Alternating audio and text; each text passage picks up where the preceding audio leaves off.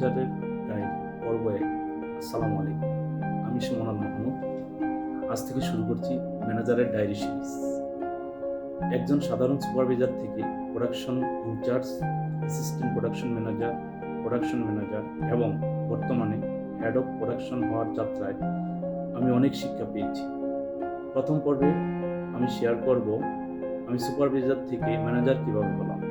আমার বিশ্বাস পদোন্নতি শুধু অভিজ্ঞতার কারণেই হয় না, দায়িত্ব নেওয়া, ফলাফল দেওয়া এবং শেখার মানসিকতাই মানুষকে এগিয়ে নিয়ে। আগামী পোস্টগুলোতে আমি বাস্তব কর্মজীবনের অভিজ্ঞতা শেয়ার করব। আপনি যদি চাকরি করেন বা ভবিষ্যতে নেতৃত্বের দায়িত্ব নিতে চান, তাহলে ফলো করে সাথে থাকুন এবং আপনার কর্মজীবনের সবচেয়ে বড় শিক্ষা কি কমেন্টে লিখুন।